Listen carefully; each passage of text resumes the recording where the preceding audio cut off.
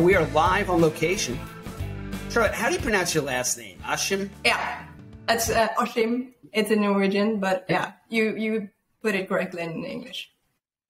Yeah, I got you. Mm-hmm. All right, Charlotte Aschim. Mm-hmm. Charlotte, first and foremost, let's hop right to it. You are one of my favorite people that I've never met in real life, but you've inspired me since how long have we been friends now? Over a year, 2 years? Yeah, roughly. I think it's almost 2 years now. Right. Mm-hmm.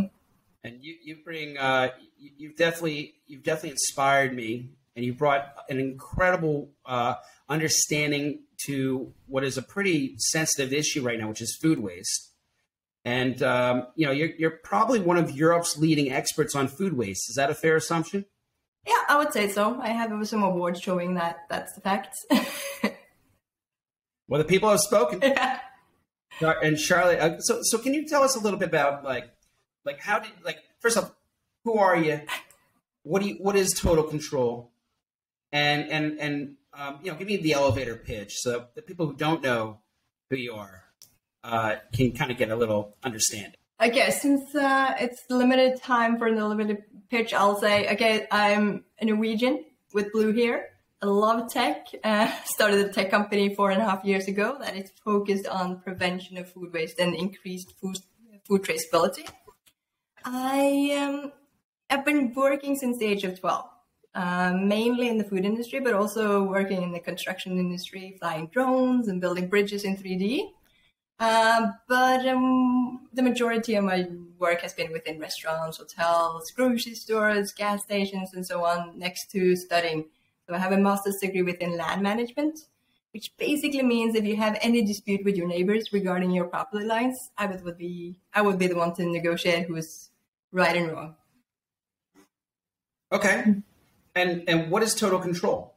So it's a tech company, and its focus and the vision of Total Ctrl is to transform the food industry for the better by eliminating food waste and increasing food traceability from farm and to fork. So quite the ambition, but we have actually managed to get further along than I expected in 4.5 years. So we've worked mainly with hotels, restaurant chains, kindergartens, nursing homes, and helped them prevent food waste from happening and also increase their data insight when it comes to where does their food be produced and where has it traveled and what can they do to ensure that they increase their basically their margins. So we help them become more profitable. Now, scare the hell out of me. How come food waste is such a big issue? Why should I, as an American, pretty spoiled lifestyle here, be concerned about food waste? I think and as in Norway as well, we're such a rich country, so we're spoiled as heck as well. But one of the things is that we waste 1/3 of all the food that we produce every single year. And that means that... Now, when you say we, you mean like worldwide, 1/3 of all the food that's made, picked, prepared, and put out for consumption is discarded? Yeah. So those are global numbers. And it's different when it comes to the different stages of the value chain. But if you see like 33% comes from restaurant and the food service businesses, for example, majority comes from households. But that's also because households are the last level of the food value chain. So if you stop food waste in any of those levels, you will help the entire food supply chain become more sustainable and more profitable.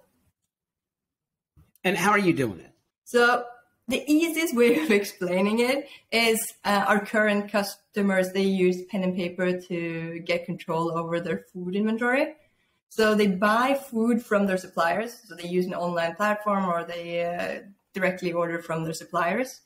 And then once the food gets to their actual location where they prep food and sell food, they start using pen and paper to do delivery control, check expiration dates, report on issues, manage their stock count, and so on. So there's a lot of manual work involved when the food hits the locations.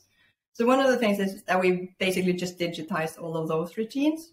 And then we have provided them with a lot of reports and analytics that helps them know exactly what to order when things are about to expire. So they get notified prior to things expire. which means that they are able to sell it for full value instead of reducing the price or wasting it.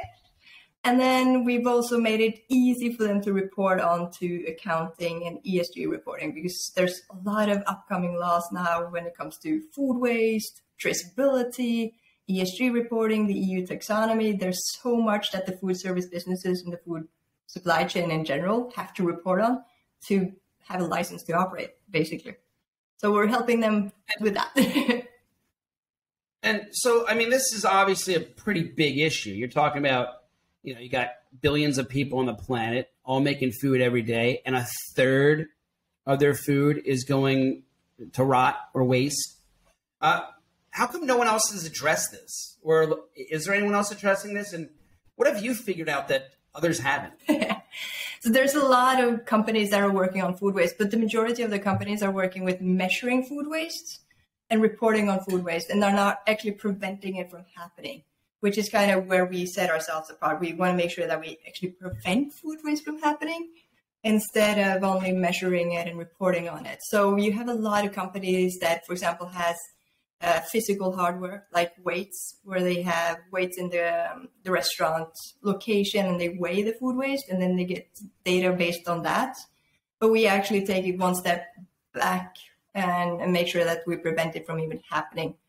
And there's more and more companies coming up. I think food waste is a fairly kind of new space, and there's more capital now and there's more startups coming up in this field, but still there needs more companies working on the prevention side of things to make sure that we have the real effect that we've seen from our solution. Right.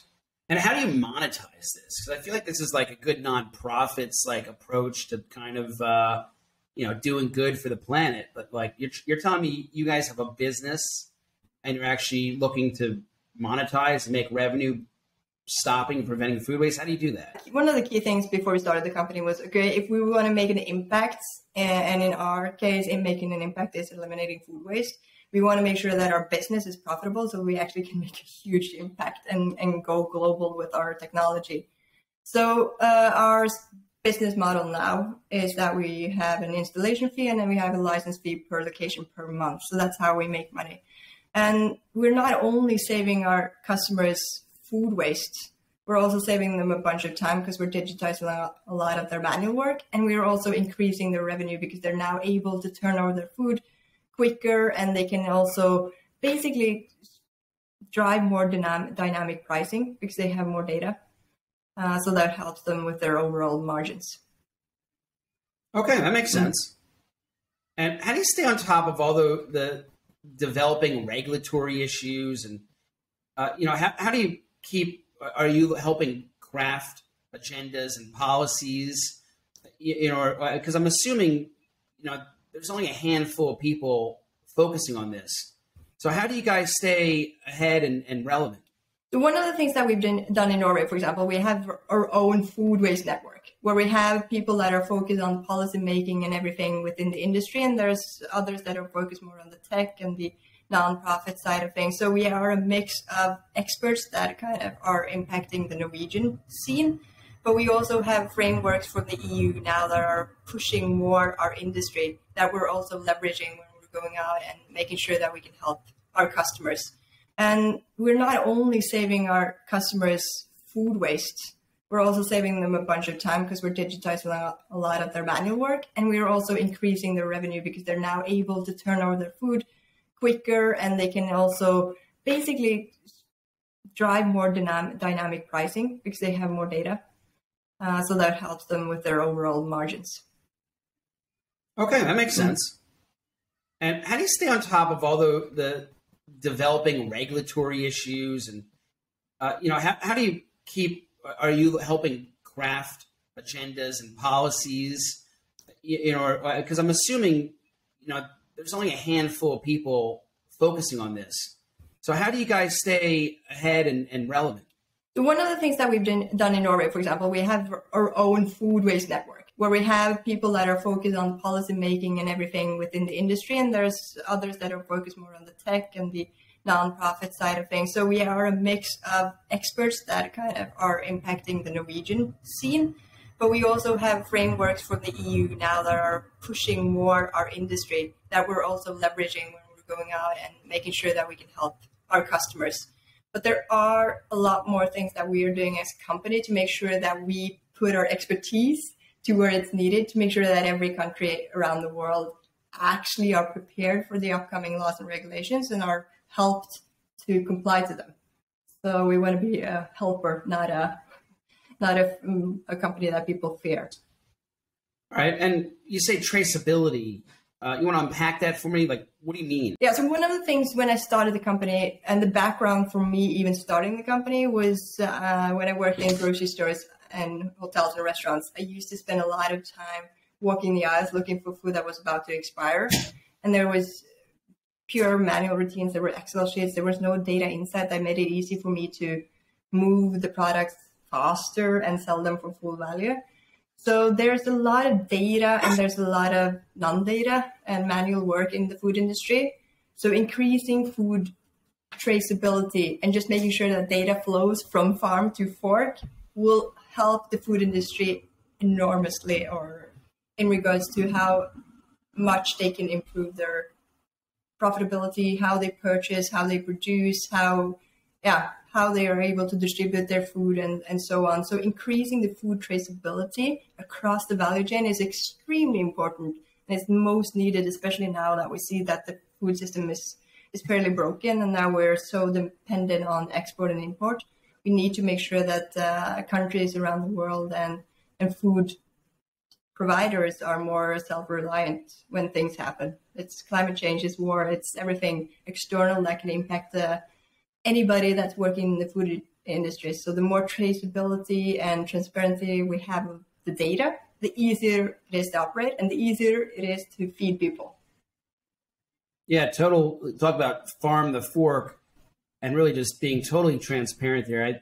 My goal in life, one of my hopes is really having the ability to get a lemon perfect, right? And then there's a barcode on the side and I can scan the barcode. I can see all the way down to the tree where the lemon came from, the supply chain, how it got to this bottle, and then even the bottle itself, how it got here. Yeah. I think it's the whole thing is just really fascinating to me. The idea of creating, just a total transparent supply chain is certainly, it's inevitable that we get there. Just a question about finding the right people with blue hair to take us there, right? Exactly. And I think what I've seen over the 4.5 years that we've operated with Total Control is that the consumer awareness around this and the need for more information to take more sustainable choices and more just better choices in general is top of mind. So we see that also the consumer is pushing the industry and the grocery stores and restaurants to do better when it comes to opening up on their data, which is great. And that's also why one of the solutions that we have now coming up this year is that you will be able to sit at one of our customers, be it a restaurant or a hotel, and scan a QR code, being able to see where the product and the dish has been produced, where it has traveled, and also get offers on local experiences and local products. So it's easy for you to also get those items if you really like them. Got it. That's cool. And how are you guys set up? I know you guys are a B Corp, right? But how big is your team? Where's everyone based? What are they doing? Walk me through kind of what the company looks like, please. Yeah, so we are currently 11 people. And as you mentioned, we're a B Corp, which means that we hold the highest standards of social and environmental impact. We have 4 people in Norway, and then we have people in Czech, and then in India. And then we're rapidly growing now as we're entering out of the pure R&D stage and over to the more commercialization stage. So, of course, COVID has impacted our business as well, but made sure that we've been able to prove our technology even more. We've proven a 35% reduction of food waste after using the solution for 1 month. Wow. Mm-hmm. So it actually works, and we've saved them 60% of their time doing manual labor and also increased their revenue by 5% after just 1 month. So that's fabulous. It works, and now we just want to scale it. So that's the next step for us now, going further into the Nordics and then jumping over to the US later as well. Cool. And who are some of the bigger partners that you're working with? Are they all in Norway at the moment? No, so we've been fairly smart and lucky and good in selecting the right partners. So one of the things that we really wanted to do when we started the company is play with the people that have the majority of our customers in their already existing ecosystem. So our solution, for example, is connected to SAP. So that means anybody that's using SAP Ariba and SAP HANA in the future will be able to use Total Control. And we also have a partnership with MasterCard, connected to Lightspeed, which is a cashier system in the restaurant and hotel industry. So we are connecting more and more with big players. And of course, we have partners such as Groverman and others that are helping on anything that could be utilized for more knowledge around the food waste and the food industry space around the world. So that is extremely important for us, that we always have the right insight to make the right decisions moving forward. Cool. All right. Well, let's hear a little bit more about you. Now, first off, let's talk about the hair. There's, I'm 100% colorblind, so I can't differentiate blue, pink, purple, all that stuff. But I obviously can see that your hair is not, typical blonde brunette here. Why blue, and why color? And when did you start doing this? Yeah, so it was actually in connection with starting the company, because I don't have an entrepreneurial background myself, because I've always kind of done other things. But when I started the company, I started reading about, what makes different entrepreneurs stand out. And there was always some sort of trademark. And I had blonde hair, and then I went to Coachella, and then my girlfriend just said, okay, let's color your hair blue. And then I did that. And then it basically became part of the branding strategy, as well as I'm heading to Coachella, so why not? And you own it. Yeah. And it works. Blue hair don't care. No, it works. Everybody. Well, I think it's great. Yeah. Since I've known you, it's been your trademark. I think it's awesome. And now, you're a trendsetter, because now, how many other people now you walk around and they got purple hair, pink hair, blue hair. They're all out and about. So you definitely started something there. But okay, so what brought you, of all the things in your life that you could do? You're clearly an intelligent person. You clearly have ambition. You clearly have charisma and a great smile. All the key ingredients to really do anything you ever wanted. How come food waste is your hill you're going to die on? What brought you here, and what made you say, this is it? I think one of the things, because I had a bucket list, and I was fairly young when I completed my bucket list. It was basically get a master's, get an apartment, X amount of cars, a high paying job, and so on. And I was 26 when I was done with that. And then I worked in the construction industry. And then I just felt like, for me, I needed to do something more. I needed to leave a legacy. I always wanted to kind of create. I love creating stuff and building stuff. So I wanted to do something that actually made a bigger impact than just working for somebody else. So I think that was one of the key things. And of course, when I had the idea from working in the food industry and seeing how big the problem is, and seeing there was so much focus on food waste coming up now, there was so much, the UN sustainability goals, the EU taxonomy, there was so much pushing for this topic to be more top of mind, which was great for me. And I had a solution, and then I started to learn how to code just next to working. And your story about how you code is pretty interesting. I mean, some people go to school, some people have an older brother or a family member. You did YouTube. Yep. How do you do that? It's the best school ever. So I wasn't that good in school, even though I have a master's degree and kind of did fairly okay. It was then a digital date book. So it basically notified me and the grocery stores when things were about to expire. And then it kind of, we got a customer. We sent a cold email to online retailers, and then we got our first customer, and then I had to start a company.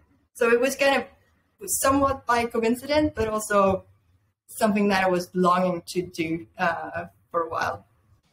You got your master's, and what was your master's in? The English term is land management. So it's a mix of basically law, statistics, real estate, but it's more like I know how to do evaluation of forests and stuff like that. So it comes in handy if I need that for farmers. So you got your master's there, and then your double master's in YouTube. Yeah. All right, and like when you were working in the food industry when you were younger, well, you said you did construction and you were in the food, and then you got it. Were you just like packing at a supermarket, or like what was your upbringing like? So I started working at a hot dog stand at the age of 12. At a hot dog stand. So like in Norway, in Norway, hot dogs. Yes. Okay, keep going. And especially that was during the like the celebrations of our Constitution Day and stuff like that. So it's more on the holidays. And then I worked as basically a busboy at bars after closing, and I've done everything. But I've also worked as a block manager in grocery stores, and as a server in restaurants and so on. So quite the extensive experience, but mainly just part-time jobs besides working, going to school, and worked at Burger King as well. And like when you were doing these jobs, when you were like in the supermarket, did you observe a lot of food waste then? Yeah, and it was. Is that kind of like what really motivated you in some ways? Yeah, because that was an overall thing that I saw within every job that I had in the food industry, even though it was like working in a gas station or at a hotel or restaurant or a grocery store. One of the major things was it was so much manual work and there was so much food waste. So like for a small grocery store in Norway, I spent half an hour walking the aisles of the grocery store looking for food that was about to expire or had expired. And we ended up with like 2 full carts of food. You just like throw it out, right? It doesn't see another life or anything. It just gets discarded. Yep. So that was kind of the problem that just followed me. And that's the reason why I started Total Control after like finishing school and everything. And are there any similarities? You did construction too? I would say like the main thing with starting a company and construction, I would say the hard work and waking up early in the morning and being fairly flexible in the tasks that you do every day. So I worked in the construction industry mainly as a land surveyor or a chief land surveyor, or flying drones and building bridges in 3D. So it was a mix of work outside physically, being outside in the cold and then the steaming hot sun, and then also being in the office building bridges in 3D. So it was a mix, but I really like both of those things. And I think that also with entrepreneurship, you're able to do a lot of different things. And especially since we are so connected to our customers, we are able to be at their location and see real time what's going on and make sure that they're more efficient moving forward using our solutions. Got it. All right. Well, let's talk about you personally, though. What do you do in your own life to support your career here? Like, how do you limit your food waste on a personal level? What do you do differently that others can do? Or tell us more about that. I think when you're so into the topic, you suddenly start reducing more and more food waste without you knowing it. So it's like we don't have a lot of food waste in our home. We basically freeze anything that could be frozen, and we eat leftovers. We don't over purchase, so we don't buy double the things, or we don't buy too much. So there's stuff like that, some small things that we do that make sure that we don't have any food waste. We use our freezer more than we use our kind of lower top of the refrigerator. Okay. Well, that makes sense. So you just take it out of the freezer. I mean, you're freezing everything then. Almost. Yeah, and we're... Do you compost as well? No, we haven't started with that because we live basically... it's a fairly big apartment in Norway, but we don't do composting. But there's a pretty good system for recycling here in Norway. So we recycle plastic and food waste and garden waste and so on. And what does the future look like? You know, how can we amplify what you guys are trying to accomplish here? what needs to happen? What does Europe need to do? What does the US need to do? I mean, how can we take what you're doing on a relatively, startup approach and bring it to the forefront? I think one of the biggest thing is just, learning more about the topic and, of course, learning about the total control solution itself, because there is limited time now. So if you look at any food business, they have some ambitions to halve food waste before 2030 or be more sustainable, purchase more climate-friendly food and more quality food. So there's... All right, let's pause. What's a good climate-friendly food? I would say something that's not avocado. Avocado. When what makes the avocado so bad? It uses a lot of water to grow, and the way that it's produced and distributed is not good. There's a lot of corruption, and people are killing actually to sell avocados. So there's a lot of things in the food industry that needs to be better. Let's pause there. You got avocado. Give me in your mind, off the cuff, top 3 foods that are the most not, or just the most inefficient food out there. You got avocado, clearly is up there. What are the other couple that we should put on the list that we should be conscious about? I would say the normal thing to say is, of course, beef. So if you look at a piece of steak, basically you use 50,000 liters of water just to produce that steak. 50,000 liters of water to make how much steak? Just about 200, 300 grams. And then if you toss milk in the drain, like just one glass of milk, then you kind of waste 1,000 liters of water. And you can kind of multiply all of this with the amount of land that you're using, the CO2 that you're emitting. So there's a lot of room for improvement in regards to how it's all based on the actual product itself, the harvesting of the product, the processing of the product, the packaging of the product, the logistics and shipping the product, and then getting it onto the shelf.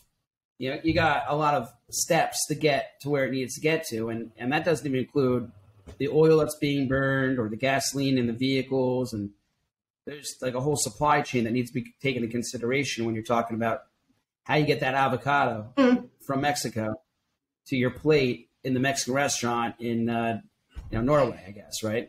That's crazy. Yeah, and that's why it's so important to know that it takes so much love, land, water, kind of energy, and what have you to produce food, and then we end up wasting 1/3 of all the food that we produce.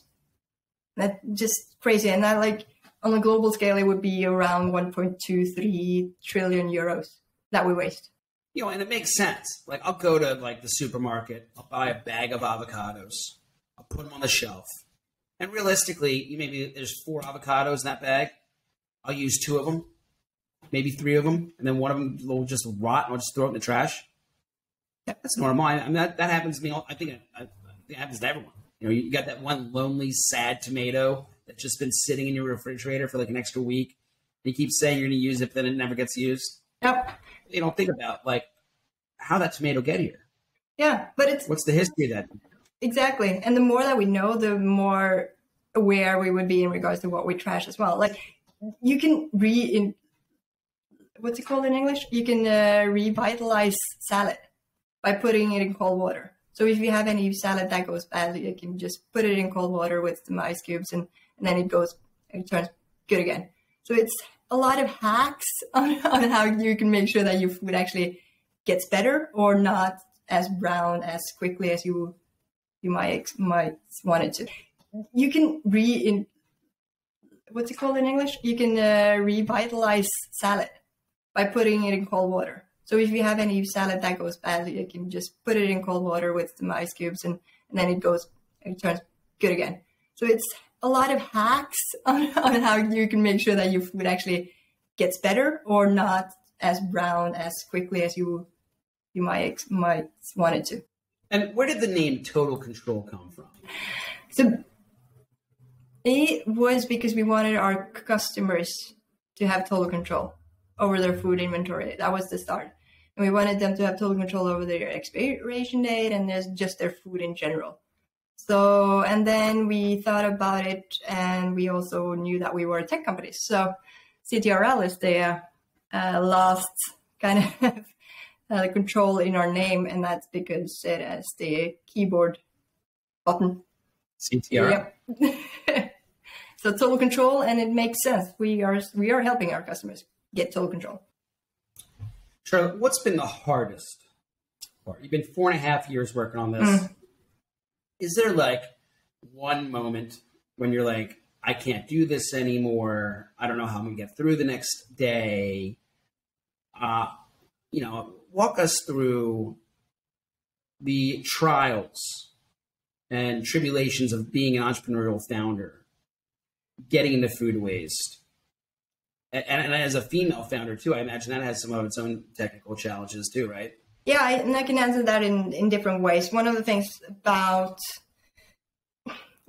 I thought about when starting the company was that I didn't necessarily see it as a bad thing to stand out. So having blue hair, having piercings and septum and tattoos and stuff like that, I wanted to make sure that that was my advantage, not my disadvantage. So being a female, I've also tried to make sure that that's a good thing, because it stands out with all of the boys that are in the conference room or in the events that we're going to. But I would say like the biggest challenges has definitely been handling a fairly young company and having a pandemic, having war, having external factors that you're not able to control be put on you at such an early stage, and also mixing that with a market that is fairly young and fragmented and is now just kind of rising, has been a challenge. Making sure that, okay, I may be a couple of years too early, but now I really get the effect of what I've been waiting for.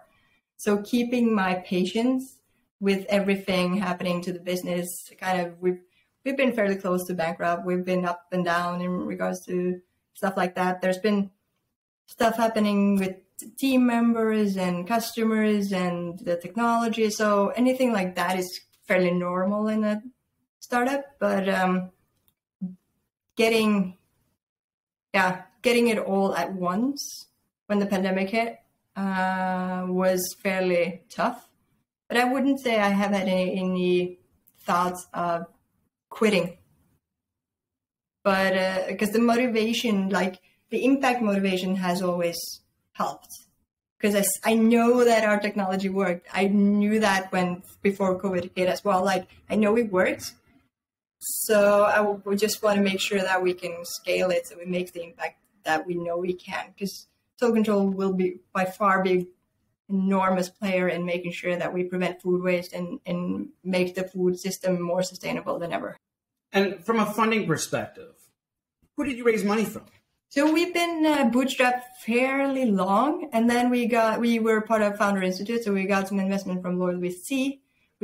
Say that again. Who did you raise money from? Loyal VC. We were part of Founder Institute. Loyal VC. Yeah. Tell us about Loyal VC. So they're headquartered in Canada, but they have a lot of US investors within their fund, as well as European investors. So they invest in graduates from Founder Institute, which is a fairly well-recognized early-stage accelerator. And we graduated from their accelerator in 2018, and then we got selected as an elite company, and then Loyal VC invested in us in multiple tranches. And then we have had some friends and families, of course, being investors, and now we're closing another investment round, and I'm not able to publicly announce who the investor is there yet, but I'm looking forward to doing that. All right, well, that's exciting. Mm-hmm. Raising money, I can speak from experience, is incredibly difficult. It's a very humbling experience when you're going out there asking for cash, and then just trying to assess. It's not easy. No, and if I were to do things again, like one of the things I would be focusing more on would just make sure that I focus more on the customer and the sales rather than investment. Just not to be so reliant on investment. You always need investment to scale and to kind of go to the next step. But you're spending so much time on investors and time that could have been spent on the customers and increasing revenue in some areas. But of course, we are extremely grateful for the investors that have joined our journey because they have the same ambitions as us as well. Well, in addition to just being conscious and aware that 1/3 of all food is discarded, what else can I, as an American, and my friends here in America do? And what needs to happen with the U.S.'s regulations, for us to address food waste responsibly? To answer your last question first, I would say like getting into any bill or anything like that would be so good because you need that push from the government side. Bill. Yeah. Getting some regulatory statutes passed by local and federal and municipalities. Yeah, that helps a lot. What type of? Give me like an ideal bill. Like what's a bill that you would be like, if I was king, I would decree Charlotte's Bill 1, which is. Our bill would be, of course, you have to use total control in regards to any, if you want to make sure that you prevent food waste and increase your food traceability. So that you have to use total control. That would be the ultimate ideal bill, of course. All right. Well, that's fair. But is there anything else that we can start thinking about or doing that you would recommend? Yeah. As a consumer, I would say just make sure that you're aware of how you use your food, what you buy, and how much money and how much time you can save actually using your food instead of wasting it. And also be aware of how, one of the things about food waste that most people don't know is when the food ends up on the landfills, it actually produces methane gas, which is about 25% more potent than CO2.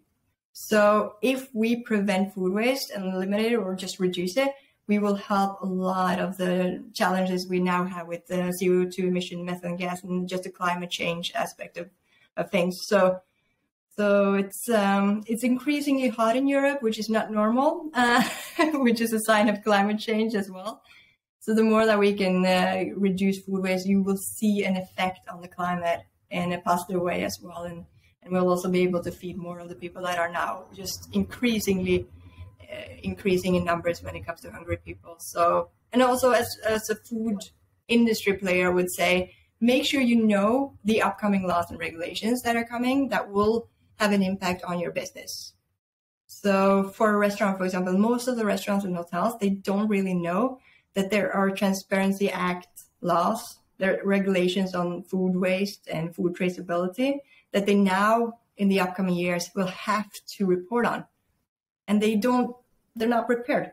So whatever you can do, and please use total control, then you will be prepared, of course, for any regulations and any reporting. But it's important to understand that these are legal regulatory drivers that will hurt your business or make sure that you have a competitive edge in the future. Really good advice. All right. Well, I did your podcast last week with your co-founder, Ricardo.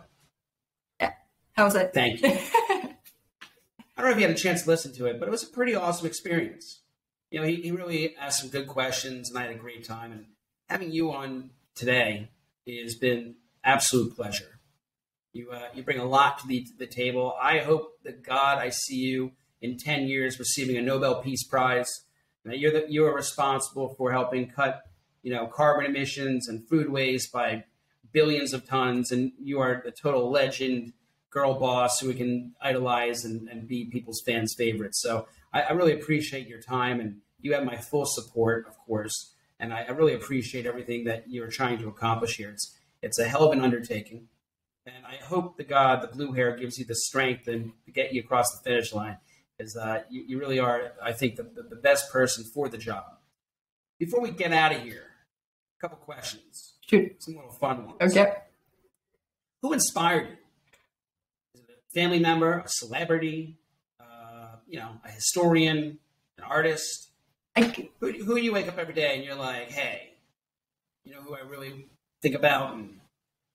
I've gotten that question a couple of times, and I end up having different answers. But because I've been, like, my grandmothers have been an inspiration in just like work ethic and just how to be nice to people and treat people with respect and just hard work in general and not to take things for granted. And my mother as well. But like when it comes to the business side, I've been fascinated by Richard Branson, just his craziness, and others like Barbara Corcoran and others that have done things and made things huge, despite, maybe not having the kind of the, what's it called in English?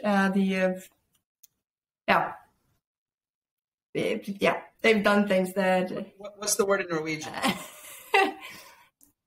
Good question. So basically just not having maybe everything lined up to make sure that they would be where they are, but they made it anyway. Would be, yeah. So yeah, that grit. Yeah. You know, having that tenacity to get where you need to get to. Exactly. And I think like one of the eyes on the prize. Yeah. Is there any one country or municipality that's doing anything innovative, or that's like the thought leader, or the region or nation that's the thought leader in tackling food waste problems? Yeah, I would highlight, of course, the municipality that we're working with, because they're going to be the world's best municipality. I'm sorry, who are you working with? Halden. Yeah, it's a medium-sized municipality in Norway. And their goal is to be the world's leading municipality within digital food waste reduction, which we're helping them with, of course. But you also have, for example, municipalities in Denmark and Sweden that are working on food waste as well. But I would definitely highlight Halden as one of the key players that actually are putting both like a lot of resources, human capital and money into making sure that they hit their ambitions. All right. Any favorite books, type of stuff, media, podcasts, things people should know about? Yeah, I don't really like reading books because I read slow. But I love listening to podcasts and watching YouTube and stuff like that. So I would say Masters of Scale with Reed from LinkedIn. And then, yeah, I think that was one of the podcasts that I listened to the most. Okay. And then I watch everything that is entrepreneurial just to learn. And then I talk to a bunch of entrepreneurs just to learn from their experience, serial entrepreneurs and new entrepreneurs. And I'm always fascinated by people that are able to take that leap and making sure that they build their own destiny. I think that's pretty cool. Do you have any questions? Anything else you want to add? One of the things is the challenges within the food industry and being a food player, working in the food space as a technology company, or as you guys are doing as well. It's different challenges, but I think if we start working more together and collaborating on achieving the right goals, we'll be able to do so many good things fast, compared to if we continue in the way that is apparently not working, which is competing each other and hitting each other down and having a lack of innovation within a field that desperately needs innovation to be more profitable and sustainable. But I think my question for you is, I talk to you every bi-weekly talk, so I have of course a lot more entrepreneurial questions in your regard. But as far as this podcast, I think like just focusing on getting the word out there that food waste is one of the worst environmental challenges that we have, but it's also by far one of the easiest challenges that we can reduce and eliminate and prevent from growing even more. So it's easy. Just eat your food, not waste it. Well, I really appreciate your time. You got our full support over here, and keep doing what you're doing. The future is yours. And Charlotte, thank you. Thank you. We'll see you later. Thanks, everyone.